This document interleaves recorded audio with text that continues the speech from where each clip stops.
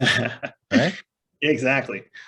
So welcome everyone to the second webinar in a series dedicated to the future of work, brought to you by ServiceRocket. My name is Sam Miller, and I'm the co-host of this webinar. Today, we're talking about the frustrations that are occurring in the workforce by complications of leading a hybrid team. We all know what this is like. You are not alone. Hybrid teams bring a unique set of challenges for managers, especially when it comes to communication. In this webinar, we're going to talk about common hybrid work challenges, 5 principles that you can use to help manage your hybrid teams, guidelines that you can set to drive effective team collaboration, and finally, we will show you how to put these principles to work using Workplace from Meta. Just a little bit of information about ServiceRocket. ServiceRocket is the leading tech-enabled services company that accelerates the growth of software companies and their customers. By maximizing software adoption and return on investment, ServiceRocket provides an ecosystem of capabilities that span software implementation, adoption, retention, and of course, expansion. A trusted partner of Atlassian, Facebook, digital AI, and companies all around the world, ServiceRocket is headquartered in Palo Alto, California. Our diverse workforce of Rocketeers in Australia, Canada, Chile, India, Malaysia, the UK, and of course the US consistently think team and delight the customer. Now, a little bit of information about Workplace. Workplace is the modern enterprise-ready collaborative communication platform built to change the way people communicate at work and foster community. Workplace has grown to over 7 million users globally dispersed since the launch in 2016. As a company, we adopted Workplace internally 5 years ago and has become essential to our hybrid work environment ever since. And about a little bit of information about our host, Bill Cushard, who is the Executive Director and Global Head of the Future of Work practice at ServiceRocket. On top of that huge job, Bill is the host of Helping Sales Radio and the author of The Art of Agile Marketing, a practical roadmap for implementing Kanban and Scrum in Jira and Confluence. He was also instrumental in the adoption of Workplace from Meta at ServiceRocket 5 years ago. And with all of the experience helping companies adopt disruptive software through learning, change management, and communication. And without further ado, let's hear it for our host, Bill Cushard. Okay, all right, enough with the cheering. That's pretty funny there, Sam. All right, it's pretty good. So welcome, Sam. It's good to have you. It's good to have you all who are attending. We are looking forward to having this discussion. And you know, the fact that you have on the bio slide this agile marketing, like who on here is on a marketing team? Probably nobody. However, you might have teams. Oh, I see. Sam, you are, of course. But you might have people in your companies that are using Jira and Confluence.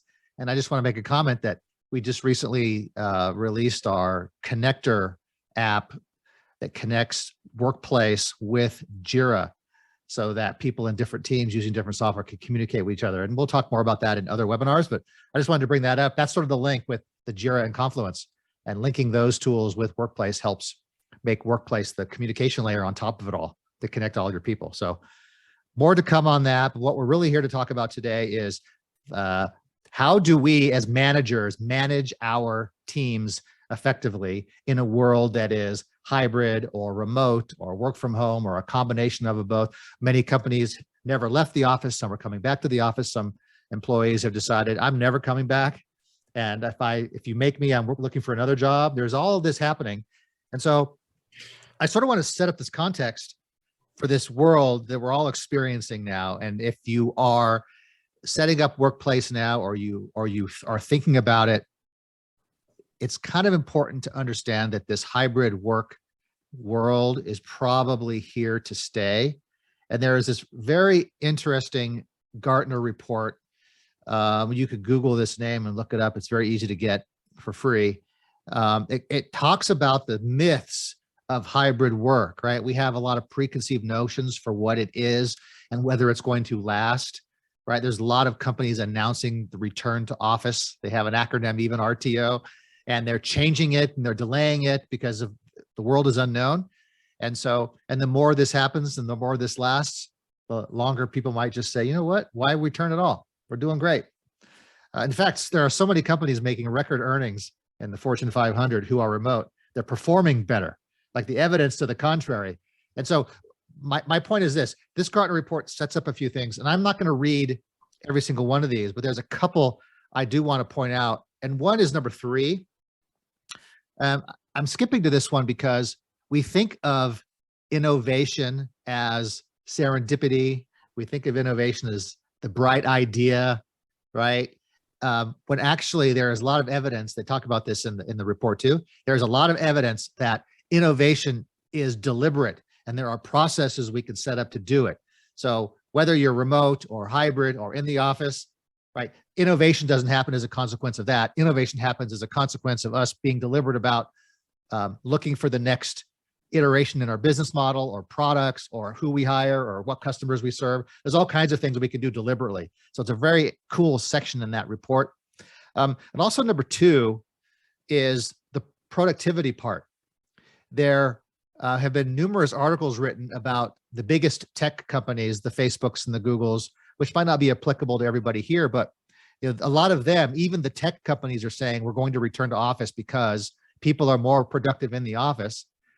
And then you see record earnings being reported quarter after quarter after quarter, like 7 quarters in a row, record earnings. So maybe productivity isn't down because we're at home, or at least it's not that obvious, right? And so at least it's worth questioning, and all evidence so far to the contrary. So anyway, it's a good report to get. It sort of helps you think about your mindset of, hey, hybrid work of some kind is here to stay. Then we could ask ourselves, what are we going to do about it, right? Because if it's here to stay. Okay. Let's go through some challenges here, because you're asking yourself, gosh, we were all in the office and now we're all remote. And that was a circumstance with us at ServiceRocket. We were a primarily office culture before the pandemic, 95%. There were very few remote workers, and we were office people. I was in the office every day for 6 straight years. I didn't even work at home when the cable guy came for 4 hours. That's how office oriented we were. And we had to change a few things. And I think we'll talk about that later. But this report that the Workplace for Meta team produced, which everyone who registered, you're going to get a copy of this. We're going to email it to you on the follow-up. There are some challenges, like how do we make this work? If we're going from office to remote and or to hybrid, and there's some things you don't really think about when you're used to being in the office every day. One of them is visibility. Like, what about that one person who's remote? Or about now it's half the team that's remote, and the people who are in the office see each other in the office. And so they talk to each other in the office and they make all the decisions just because we're there. And we sort of, oh my gosh, we forgot about Janet. We forgot about Bob. We forgot about Patel. Oh my gosh, right? You sort of forget, and not, even if it's not intentional, but you have to think, what does Patel think? What does Janet think, right? That they made this decision without me, but I'm right here. I'm on the chat. So there are some challenges that we have to overcome, right? Access to information. Do we have our team norms? Do we have our goals listed? Do we have our handbook online? Do we have the schedule for company events online? There's all kinds of things that when you're in the office, you notice, but when you're remote, it's not as obvious, right? As that posted, right? The so-called bulletin board in the break room. Is there an equivalent for online? So people remote can be a part of that too. And then this lack of trust is, I'm just going to use the word brutal, because before we became remote and hybrid, all of us, there is this unstated belief that if you're in the office and more visible, you're probably working. And it's better, oh, if I stay in the office an extra half an hour, my boss will leave before me and they'll know I was in the office longer and working longer. Well, in a remote world, how do people do that without just chatting messages every 8 seconds continuously all day, right? And so, like, making yourself aware. And so trust has to occur now, and we'll talk about this later. And us as managers have to be the ones that start with the trust. We have to start trusting people, right? To deliver on work and not have to be, quote, in the office the entire day or chatting all day long, let's say. And then finally, just being remote, there's just plain fewer opportunities to just sort of bump into people and build relationships and, go downstairs to get a coffee and go to the break room and walk around the building in the parking lot. Everyone has a pathway around their building to go for a walk. I mean, whatever we do, we don't do that when we're remote. And so these challenges we're going to talk about, and we're going to, for the rest of our webinar now, we're going to talk about a framework for how we can overcome these challenges. So, Bill, that leads me to a question, specifically around the fewer opportunities to build relationships and camaraderie. Yep. That also be included in the serendipity chance encounters that drive innovation, like when a hallway chat sparks a whole new division of a company, which, because we all know that actually happens in real life. Yes. Okay. Okay. So your question is, okay, let me answer it this way. There is serendipity and there is the chance encounters, and you and I bump into each other and we start talking, and then it leads to some idea. And then we go into a conference room with a whiteboard and some pens and we figure, oh my gosh, great new idea. Let's do this. And we did this in the moment, and we've excluded everyone else on our team just because, right? There's that element of it too, but that does happen. However, that can also happen with deliberate action, and to say, how are we going to come up with these encounters or these interactions and or these processes for coming up with ideas, right? And just as a silly example, Sam, that you'll relate to, what if everyone had access to an open Miro board where people could just sign in whenever they wanted, and we're doing brainstorming and mind maps and just ideas. And if I wasn't there, but you wrote something on the quote whiteboard, the Miro board, I come to it later and see this note you wrote and I go, oh, what's that? So I don't know, that's not necessarily something we have to do, but if you think about it, that's an idea of, is there some other thing we can do to create an environment in which people can, quote, bump into each other? Like the digital, say that again?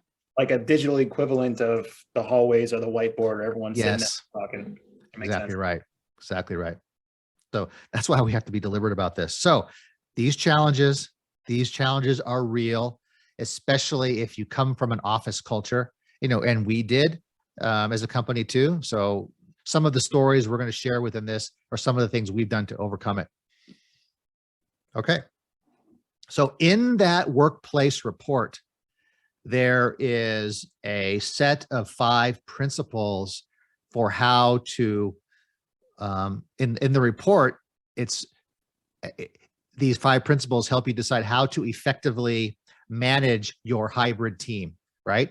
I'm calling it something a little bit different. I'm sort of taking some liberties here, that these are principles for how we can deliberately design our hybrid work environment, right? And be specific about it and make decisions and set guidelines. And as managers, work with our teams to think about each of these principles and decide as a team, how are we going to organize how we work so that everyone participates, delivers, feels included, performs well, doesn't feel excluded, and everything you can think about, coming up with new ideas, all the ideas you can think about. And we're going to go through each one of these one at a time, talk about the principle specifically, and then share some examples about how you can take action on the principle. Great. All right, so let's do that, Sam. Okay, the 5 principles. We'll skip that slide. You're going to see this a lot. Sam criticized me for having this slide up too many times. Let's be honest, Sam, you didn't like it. I had too many, but in a sense, it was intentional. So bear with me. We're going to talk about each one, and there's a lot of repetition when you see this. Okay, let's talk about the first principle, which is effective communications.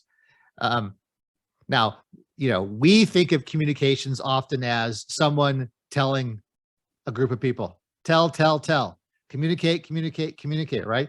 But obviously communication is two-way. Communication is synchronous, meaning at the same time in live events or meetings or in the break room. Communication can be asynchronous, whereas people come and see the messages and respond on their time, right? When other people are sleeping in the office in Japan, for example, let's say we can communicate that way.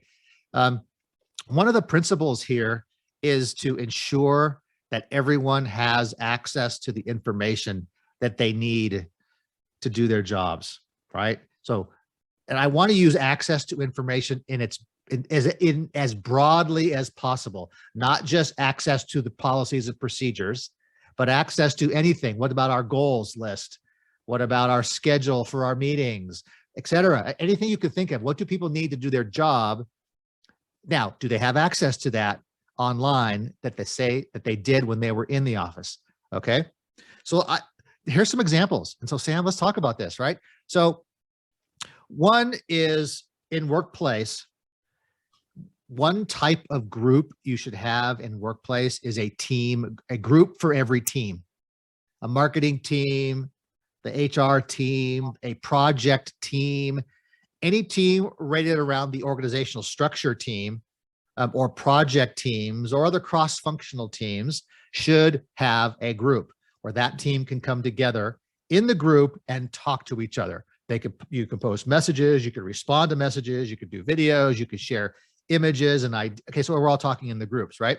All these things that you can share, every team needs one, because then the manager sets this up. The manager is the group admin, right? And the manager can sort of set some norms for this, right? The team group. And there's some ideas on there, what you can share, right? Every team needs a group. Now, the second one, secret one-on-one group.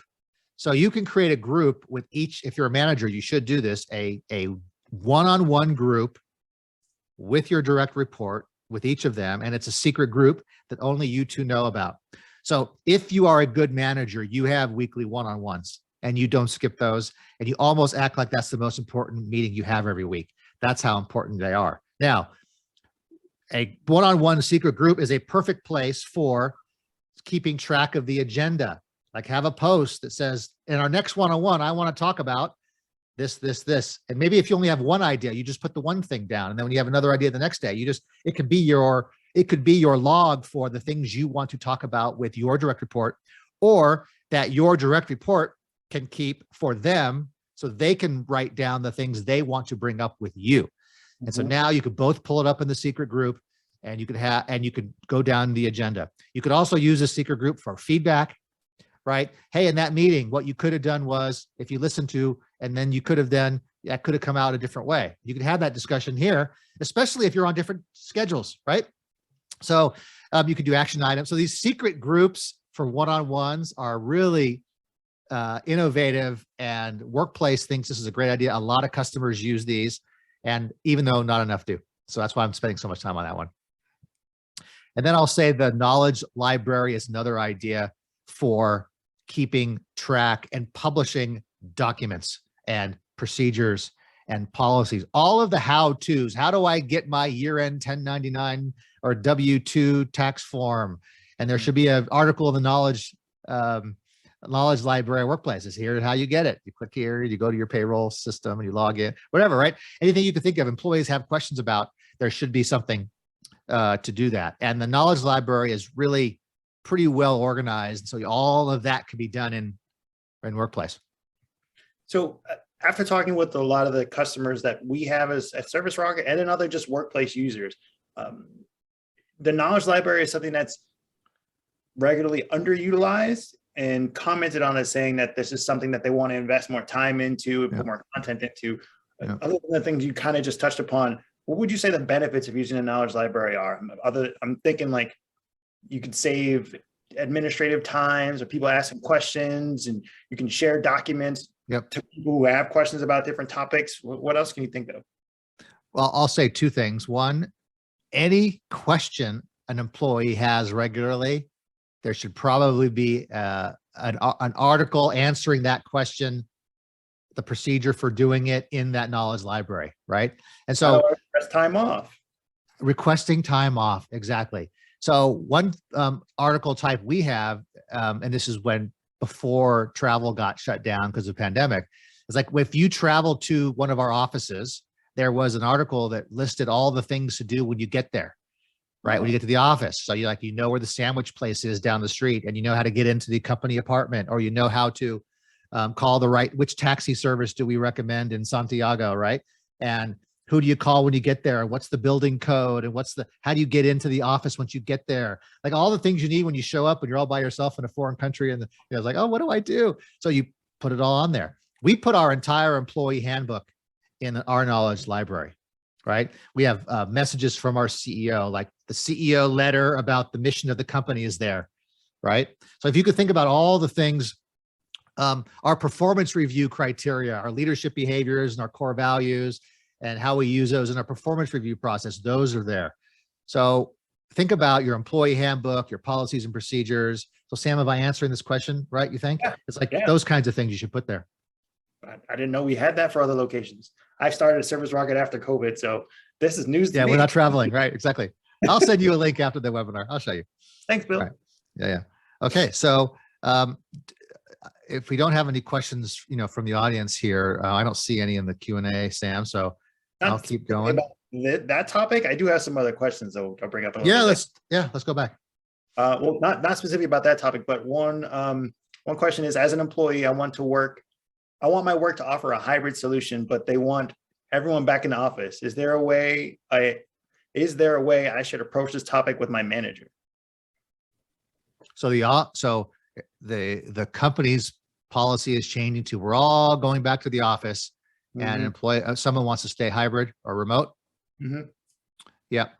Well, okay. There's two ways to answer this question. One is if your company says we're all going back to work and that's the way it is, then, companies have that prerogative and an employee has a choice to make, right? So putting that aside, because that's individualized to the company.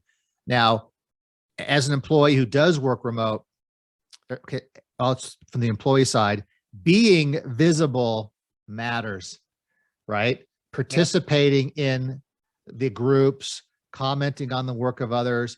And there's another slide. We're going to talk about visibility in a minute, but being visible matters. So from the employee point of view, right? Now, from a manager point of view, if you want to encourage your people to stay hybrid, right? Even in a return to office policy, and let's say you have some discretion as a manager. Okay, fine. People can't work at home for every single day, but we can do 2 days a week. We can do an approach where it's partial. We can be flex time and all that and hybrid. Then it is the manager's job, which is sort of the underlying theme of this whole webinar. It is the manager's job to make sure that the employee feels trusted, right? So the manager has to take the first step. We talked about trust a little bit. Trust and make people feel trusted that they can work at home on Fridays.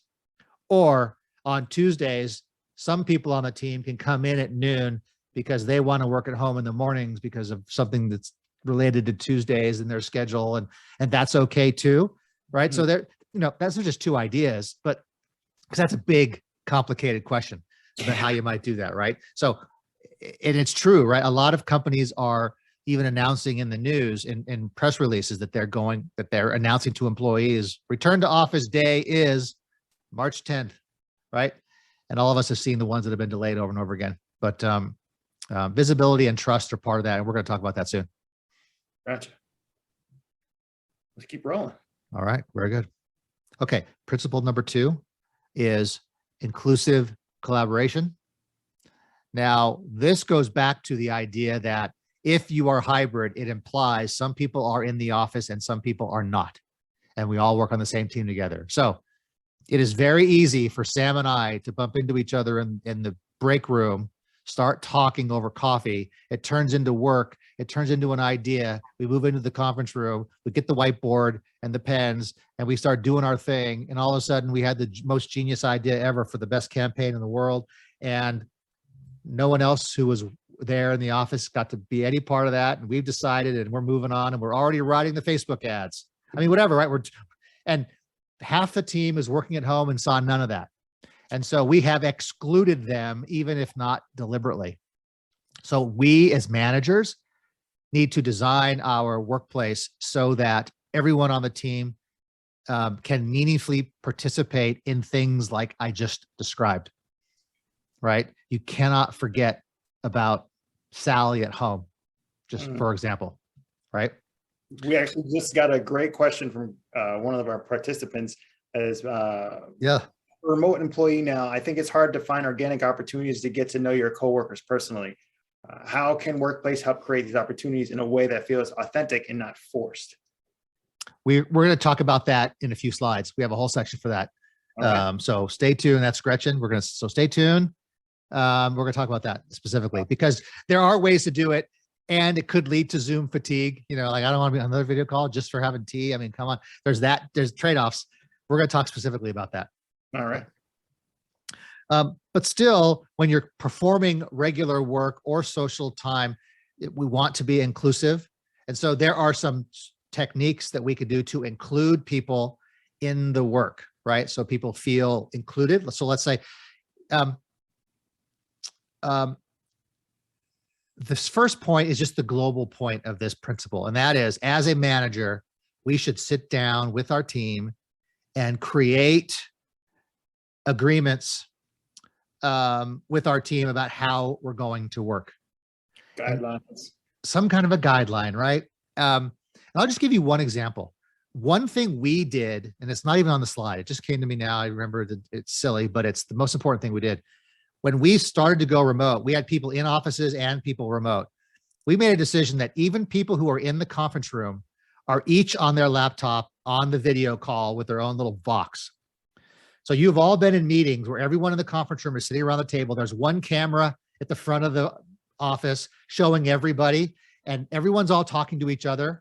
And there's like a speakerphone in the middle of the conference table, right? Maybe if we're fancy, there's a TV screen with some video boxes with the remote people.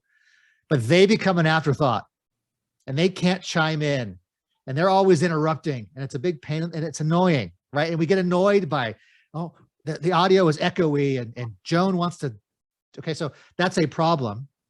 Once we switch to a world where we said, hey, everyone in a conference room, everywhere, bring your computer, be on your video. Now everyone has an equal space in the meeting because we're all on the video, right? So working at home, working in Malaysia office or Palo Alto office or at home or at the coffee shop, we're all there together, sort of equally, right? So you want to get, as a manager, you want to get together with your team and using some of the ideas we discussed throughout this is like define the things that we want to do as a team so everyone feels like they're included. The second point here is that when people are working hybridly, let's say, this idea of a top of mind post, or there's different variations of this, but you could ask everyone on your team, including you as a manager, to say at the beginning of every week, we do a short post. What's on my agenda this week? And here's the outline for your post. Here's the things that I'm making progress on. Here are my priorities, and here are the problems I had or gonna have, right? So you could do this at the end of the week, or the beginning of the week, or post it at the beginning of the week and then add comments to your own post at the end of the week. There's lots of ways to do this. And you could have everyone on the team do this. It's a short post. And then you could encourage people on the team to comment on each other's posts where it's appropriate. So now we're all doing this together, whether you're in the office or working from home. And so the top of mind post becomes the thing that brings us together and keeps us on track, not who's in the office that day. And it changed the orientation to not going into the staff meeting in the conference room A on the third floor, but the post in the group for our team. Gotcha. And yeah, it makes sense. And I think, Sam, let's talk about these other ones. The example of us bumping into the conference, the break room and then going off on an idea. Yeah. You and I have to minimize that, right? You and I have to like, wait a minute. What about the rest of the team? Should we just not do that? Why don't we chat with someone on the rest of the team? Or why don't we post a picture of our whiteboard drawing and say, hey, what do you think? Sam and I were talking, and let people communicate about it. Let people participate. So we want to be mindful of it and just minimize it, right? Managers, I don't want to read every single one of these. You can see these, but there's one more I want to call out, Sam, and that is this idea of maximizing open posts in groups and minimize one-on-one chats. I was actually going to ask you about that because it kind of sounds like the conversation we had the other day. Yeah, you and I did this, right? Yeah. So we it's so easy to fall into the trap. And Sam and I know to do this, right? Because we wrote that on the slide. We do this every day, right? Except Sam asked me a question: who should help with this? And then I said, I don't know, maybe someone on Oswandi's team, right? Some product director. And okay, maybe it's Joe, let's say. And so what happens now is he and I are talking. No one else can see it because it's a chat. Now, if we say it's Joe, then we do another chat to Joe. Hey, Joe, are you the person that can help us with this? And Joe might say no. And then, but Joe will say, I think it's probably Sally. And so now we do another chat message. Hey, Sally, are you the one that work on this? So you can imagine this could be going on until we find the person. How many chats that no one can see? And I said, we started typing. And then I said, wait a minute, Sam, let's just put a post in our team group and say, for everyone, who can answer this question for us? And we mentioned people's names. Aswandi, who on your team can mention it? Is it Sally or is it Joe? And now everyone sees it, and then it's none of them. And a third person chimed in and said, it's me, I can help you. So we want to talk more about that? How that went, Sam? Yeah, it actually made it a lot easier for us to figure out who to talk to. It was somewhat sensitive information, so that's why I was a little bit hesitant. But at the time, we got people that had come in that they were, one, able to answer the question, but two, they brought in other point of views that didn't even occur to you and I. And it was answered like almost immediately. That's why I really love Workplace, because it's so instantaneous, and you're able to send that message or communicate with so many different people. Yep. And the person who answered the question was in Kuala Lumpur. It's not like you can have that office conversation. Correct. Exactly right. That's because we included everyone in that post, which we started not doing that, right? We were not even taking our own advice is sort of the point. We had to catch ourselves. And another example of that is what you can see on the screen is our top strategies for managing teams in a hybrid workplace, which was literally this webinar. Yep. Bill posted his notes about it, his outline, and he tagged me in it, tagged another one of our teammates, Inez, and we talked about the things that we needed to do, what we needed to change. And you can see highlighted in red, that one post led to 11 comments and was seen by 15 people. That's and it saved us so much time in having the same conversation over and over and over again with 15 different people. And if you and I had done that on chat, it would have just been one-on-one. No one else would have seen it. We wouldn't have had 11 comments. It would have just been you and me. And, our teammates wouldn't have given us better ideas and told us one of those slides was ugly and all the things, right? We talk about. Slide was ugly. I'm sorry. we blame you for that, Sam. That was the ugly slide. Yeah. Never me. No, certainly not. Yeah, none of those. No. Yeah. Okay. Any more questions on this, do you think, including people? Let me just say, Sam, we're working with a client right now, in fact, and the first instinct is to make things secret groups and to make things one-on-one chats. And we're advising them to open up your groups, and because you want to include people. If someone logs into Workplace for the first time and they see a lot of closed groups, or they don't see a lot of groups because they're all secret and everything's a one-on-one chat and there's nothing here, why would I log in again? Yeah. I wouldn't feel part of something. I would just be, oh, this is just like email except with buttons, really? And photos, and it's not inclusive at all. Correct. So let's go on to teamwork and team building and principle number 3. And this is Gretchen's question, I think, right? So team building is, the principle here is that in a hybrid world, we don't have equal access to each other or to opportunities to talk to each other or meet up, right? Like the coffee walk that we do in the office or whatever the rituals we are. And we need to be intentional about bringing people together socially, right? So let's talk about some of these ideas. And hopefully this will answer Gretchen's question. But first of all, there's that whole live thing, right? So Sam, do you want to talk about some of the types of live meetings we do? Because you've been in some of those. Yeah, so we do, whenever we have like our workplace meeting where everyone comes together as a group and we do our alignment of what we're gonna do for the next week, we live stream it. I can't tell you how many times I've been in meetings and it's like I'm hearing the voice of God coming in when it's Peter, the chief customer officer, chiming in on what we're talking about in the meeting. And then I tell everyone else and we all burst out laughing. It's kind of creepy, but awesome at the same time. We do like company all hands where the CEO explains what's coming up, what we're working on as a company, where the company's going, and anyone can chime in and ask questions at any given time, not just in the comments, but they actually talk. And then when you talk here, you have like the coffee chats, the happy hours. We have an event, kind of event. We'll get to that in a minute. Well, let me add, we've done things where we've done chocolate and tea and wine tasting. It wasn't wine, it was tea. We sent packets to everyone and chocolate showed up, and we did a virtual, we didn't do an escape room, but we did a murder mystery. Yeah, we hired a facilitator who took us through an Agatha Christie scenario, like Murder on the Orient Express kind of thing. And we were all playing actors, and we had scripts. And so there's very creative things to do. And yet there's also the risk that since we've been on, let's say, video meetings all week, do I really want to do another video meeting to do tea time on a Friday afternoon? I'm done already, right? It's like, skip down to bullet point number 3.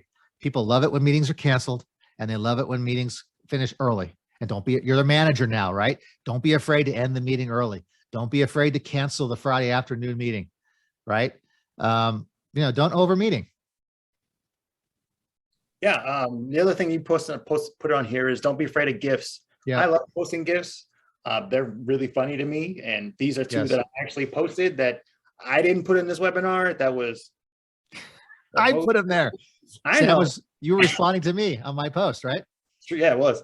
But yeah. And if you go to the next slide, another example of something you can do to have some fun. As a part of the growth team here at ServiceRocket, my favorite part of the week is our Friday afternoons where after like a hard week's work, we just get to hang out as a team, and we call it Hookah Troopa. Most of my team is in Chile. One's in Pittsburgh, 2 are in California, one's in El Salvador, one's in Toronto, and I'm in Boston. So it's not like we're going to be able to go out for drinks on a Friday night, but during Hookah, we just hang out, get to know one another, share our plans for the weekend, share photos, or teach one another about our cultures and things that are near where we live. Yes. I learned more about South America in the last year and a half than the first 33 years of my life. For you doing math, I'm 35.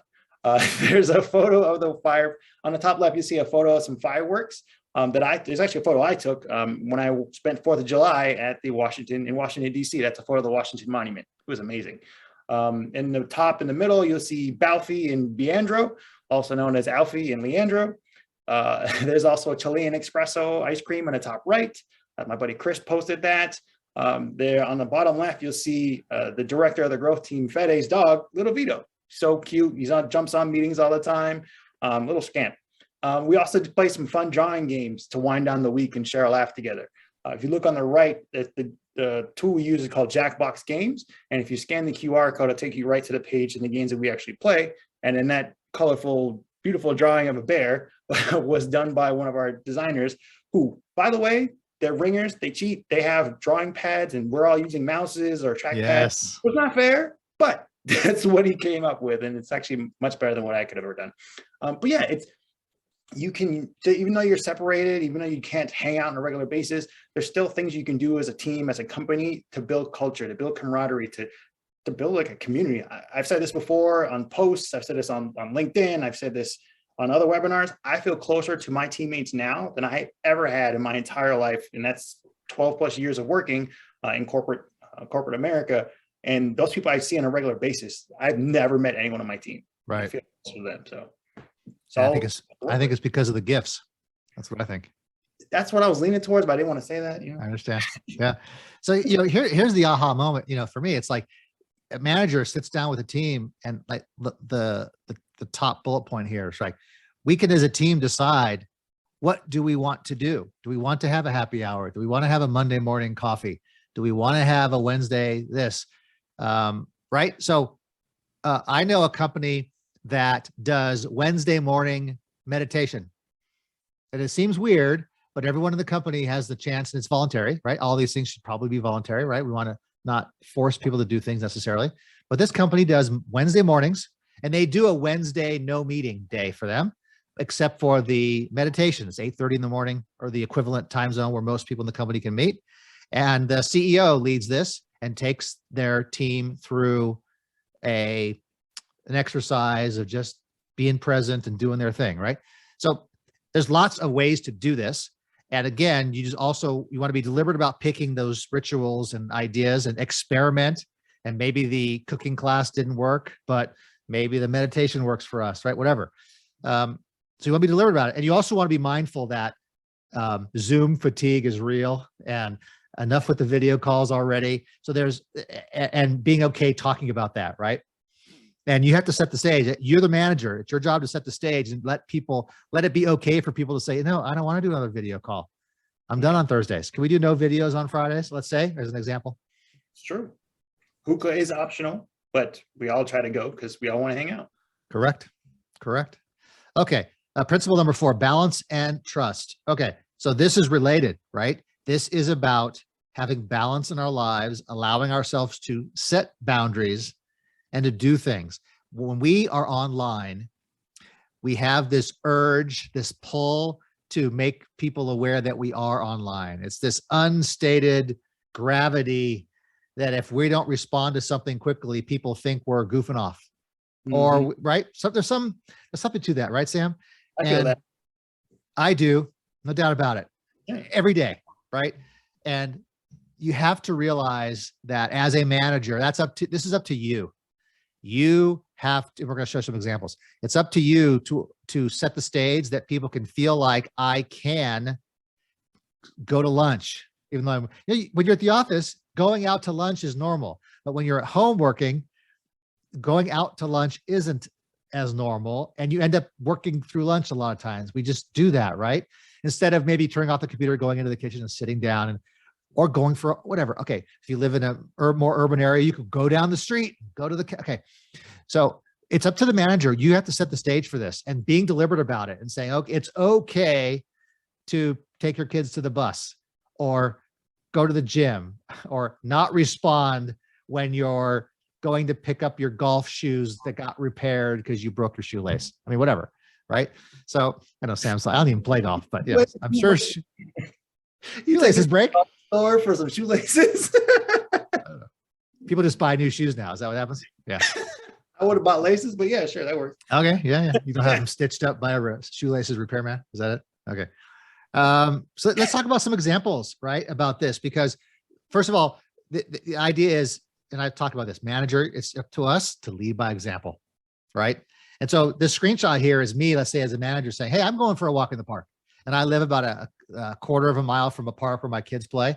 And it's very easy for me to go up there and walk around the park and come back. And I'm offline, I'm not checking my phone. Well, sometimes I do because, the pull of it all. But if I set the stage and I do my status and I say, I'm going for a walk in the park, it allows people on the team to say, oh, if the manager's going on to a walk in the park, I can go do my thing, whatever that thing is, right? Yeah. So another thing is, one more thing our CEO does, one example, Sam, and then I'll let you talk about some of the examples on the next page. This thing called Sunday Special. Our CEO talks a lot about what we call a Sunday Special, and that is the figurative Sunday night planning your week. Okay. Doesn't have to be Sunday night, could be Monday morning, but the idea is that Friday afternoon, you plan your week. And he has said numerous times, I want to hear stories of people who do a Sunday special and realize on Thursday, I have a dentist appointment at the same time as the meeting. And you say, I'm canceling the meeting or I'm declining the meeting because I have a dentist appointment, and making that in the group and letting everyone know it's okay to prioritize the dentist or whatever else personal I have scheduled, right? Go for a walk with my wife, let's say, or whatever it is. But doing that Sunday, don't do it 5 minutes before the meeting on Thursday morning, right? Do it ahead of time and do the post or do it sort of semi-publicly with the team, all these things, and plan it ahead. That way you as a manager do this and you're giving your team permission to do it too. So as an individual contributor on a team, hearing your boss taking a couple hours out of the day to go to the dentist, or letting us know that she's going to walk down the street to pick up her daughter from the bus stop, makes it feel okay and perfectly human to have a life that doesn't stop during work hours. Who knew? Not to feel like you need to share a doctor's note to prove you were where you say you were. Correct. It really goes a long way towards building trust with your teams. Correct. And do you want to talk about some examples? The last one, the setting your status. Mm-hmm. Right. And we haven't necessarily read every one of these. If there are questions, we'll stop. But the status, right? You have some examples of how you can use it effectively. Definitely. So to help the hybrid remote workaholic set some boundaries, on the left side of your screen, you'll see on your workplace account, your profile avatar image. So if you click on that, then you click on Do Not Disturb. From there, you will see various options for small amounts of time where no one can actually send you a message. And it makes a notification noise, or you can set have a regular schedule set for every night. This means like after 7 p.m. Monday to 8 a.m. Monday through Friday, No one can be able to send me a message. Well, I take it back. People can send me messages, but I won't receive them. Right.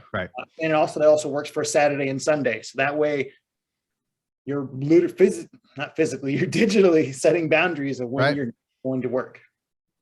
And this is a good thing for the manager to do first, and or the manager to then communicate, I'm doing this. You should all feel free as a team to do it too. Right now, some jobs require people to be on call, right? Like a lot of support teams and software have this, right? Where support tickets come in, there's weekend and night coverage, and lots of other kinds of jobs have this. So fine, if you're on coverage this weekend, you don't use this feature, but if you aren't, use it. So people can't pull you into the support tickets when you're off and you're not on call, right? So there's obviously judgment calls to make, but this is a cool way of automating to some extent what your boundaries are, let's say. Yeah. Okay, let's talk about the final principle, Sam, and that is recognition and digital presence. And the principle here, in this fifth one, is all about really two things: show appreciation, right? And then sort of make visible and amplify the work that people are doing on the team. So there's the praise element, but there's also the element of there's work being done on the team and the whole team needs to know about it. So we're going to make mention of the people or the person who is doing that work. And my favorite example was I call a 2-cent strategy. And every manager should do this. When we do implementations for organizations, this is the strategy I say to the CEO, this is your number one job. You in this C-suite, this is, if you do nothing else in workplace, this is it. And I think every manager can learn from this. It's like this 2-cent strategy. You give your 2 cents in a comment on 10 posts every day, and they're substantive. They're valuable comments. It's not just good job. It's, I like what you did with that. Have you considered, you might ask a question, but if you as a leader can do that 10 times, your 2 cents, right? You're contributing 20 cents a day to the company, but all these comments let people on your team know that you're paying attention, that you hear them and you see them, and you're appreciating the work they're doing, right? And they feel like, oh, if I'm off track, the boss will get me on track. If I'm on track, then I get to know I should stay on track. Yeah. So the 2-cent strategy, Sam, that's the secret to hybrid life and workplace, in my opinion. Honestly, it sounds a lot to me like the equivalent of when I worked in sales. My old boss, whenever we came in each morning, made a point to shake each one of us our hands and say good morning.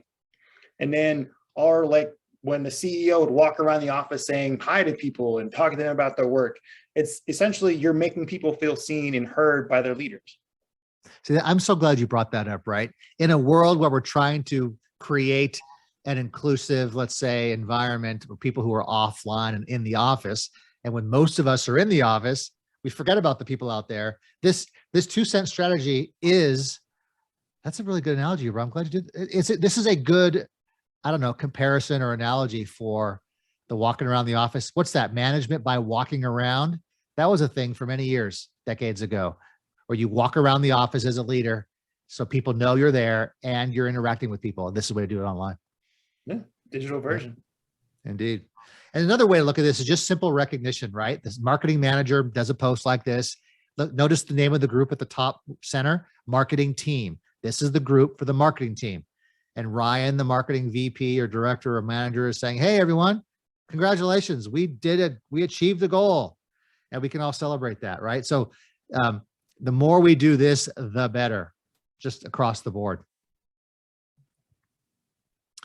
Okay, so we're getting towards the end, and we'll stop for questions if there are any. But I just wanted to just give a call to action to people listening. You're a manager or aspiring manager. You're watching this. You say to yourself, okay, that's nice, Bill and Sam. What do I do? Well, what do you do? There's a couple of things. First, your mindset needs to be, as a manager, you are the one setting the tone for your team. If your team doesn't feel like they can take a break or set boundaries or feel heard or participate, it's up to you to trust them and allow them to do that. Let them go to the park and put the status on there, right? And don't expect them to reply to you instantaneously, right? Every moment of the day. It's up to you to take the first step and live it first, lead by example, but also set guidelines for the teams and then reinforce those guidelines with your teammates. So just at a mindset level, that must be done, or else you're going to have a big challenge of getting the respect and engagement from your team in a hybrid world, right? Let's put that aside. The second thing that you really do in a practical sense is you take this framework, these 5 items, and you design your work environment. See, like Sam said, it's another version of the slide. It's on every slide. But you could take each of the 5 principles on here, and with some of the ideas from this presentation, and when you get the workplace white paper that we'll send you, it talks about some more specific ideas, is that you take each one of these. This maybe could become the outline of your plan, where you say, okay, for inclusive collaboration team, what do we think will work for us? What should we do? Should we do this or that? And get your team to participate. This could be a planning meeting with your team that you could do live, or it could be an asynchronous post. You do a post for each one of these and have comments on ideas for how your team might want to, do better team building or recognize people better. So make your outline. You can create a document. You can create a slide deck. Each of these could be a slide, right, Sam? You put a poll up with like 2 or 3 options you came up with, and leave it open in Workplace where other people can add their own options and everyone can vote. And that's how you do it asynchronously. Hey, I said it right the first time. Oh, asynchronously? Yes. Exactly. That's great. But yes, notice how my first reaction was to schedule a live meeting and get everyone in a room to do this. Yeah, but like you said, half your team is in another hemisphere, right? So how's that going to work? That can't always work, right? Living asynchronously is a skill. It's not even on our slides, really. And so how could we do this, plan for this deliberately asynchronously? And again, it's you, the manager, that need to set that tone for how you do that. So that about wraps it up. Sam, what are we doing next? Just so you guys know, the next upcoming webinar is about overcoming Slack fatigue with Workplace from Meta, where we'll discuss elements of Slack fatigue and its root causes, hybrid work design principles that prioritize trust, inclusiveness, and our positive work-life balance, and ways to implement these design principles in Workplace from Meta to minimize real-time work anxiety. Now you see on the left, there's a QR code that you can scan and register for the webinar, and you receive an email once your registration gets put through. Definitely jump on that one before all the seats get filled up. And we have a few questions, Bill, if we have enough time for them. Yeah, let's go to questions. And while you, I tried the QR code on my phone and it worked. So it works. That's kind of cool. Yeah. That was my idea. When the pandemic hit, how do you think your team adapted to go working full remote? You mean, you think this is our team at ServiceRocket? Is that the question? Yes. Okay. Because we did bring that up at the beginning, didn't we? So yes, it is true that ServiceRocket was by far primarily in-office work environment, right? And there was almost a hint of remote is not an option. Almost a hint of that, not exclusively, but almost. We were an office culture. Now, two things that worked in our favor when we all went remote. One was we are already a distributed company. So even though we have offices, our offices are in Malaysia. You saw the list at the beginning of the slide. Malaysia, Chile, US, Europe, India. So that would be Asia if we were doing by continent. Canada, country. Australia, founded in Australia. I forgot the most important one, right? So if you think about that, our offices all over the world, and most of our teams are spread across those. So the last team I worked on as a manager, 20 people, 2 of us were in the US. Everyone else was in Australia, Chile, or Malaysia, right? So even though they were all in the office in those locations, right? Sounds like a lot of late night calls with you, Bill. Well, yeah. Okay. So yes, but we were still in the office. I was in the office, right? Sure. Maybe not for the late night calls, but the point is we had that going for us, that we were distributed, right? Now, also what we had going for us was that we had already been using Workplace since 2016. So like 3.5 years before, or 4.5 years before the remote thing happened. So as a company, we didn't call it a hybrid work environment, but we were trying to be more of an asynchronous type of a company, even though we were in the office because of time zones. It was a different reason for us to do that. But if we wanted to get work done with the Malaysian team, and the Santiago team at the same time, it's difficult to schedule meetings like that. So we had to, by necessity, become a little more asynchronous. So that helped us too. So once the pandemic happened, it was a little bit easier. So we had that going for us. But our attitude was design something deliberate to work this way. We were intentional about it, even if it wasn't perfect and we made mistakes. Why are you scheduling meetings? It's a midnight for me. We had all those, we made that fine, but we were deliberate about it. So that's how I'd answer that, Sam. All right. I think we have a time for at least one more question. Okay. So all this information you put out, it sounds great. It's wonderful. This is exactly what I want to do as a CHRO or communications manager. What advice would you give to other CHROs or communication manager leaders who are looking to move to a communications tool like Workplace? What would you tell them to help sell the idea to the CEO or the executive team? Gosh, so many selling points, but I mean, if in the context of a hybrid world, correct, right? It's bringing people together. If you go back maybe 20 years, there's that famous book, The World is Flat. And what part of the premise of that book was that the world was shrinking, meaning we're getting to a place where it's easy to talk to someone in another hemisphere than it was, in the 60s or 70s, or before the internet, let's say. But now in your companies, to have something like Workplace that can be the communication layer on top of everything, and it's easy to use because it's really a enterprise Facebook, private, multi-tenant cloud secure, right? But it's easy to use. People know how to use it, and it brings people together. Especially if you design your hybrid work environment properly with the principles we talk about, and you make your groups as open as possible throughout the company where necessary. People can come in and they can opt in to participate easily, right? So it's the main thing is it's going to bring your people together. Those remote workers in Ann Arbor, Michigan, right? After the Michigan loss, that you could bring them in and make them feel better just as easily as anybody else. It's a silly joke, but someone hurt. Are you still scarred from that, Bill? Well, go blue. Yeah. I've never even been to Michigan, so what do I know? Neither have I. Thank you so much, Bill. This has been fantastic. We are at the top of the hour. It is time to end the webinar. Again, don't forget to sign up for the next webinar coming up in February, and on February 22nd at 10 a.m. Pacific time. Click on scan the QR code to register, and we'll see you guys again. Bye, everybody. Bye.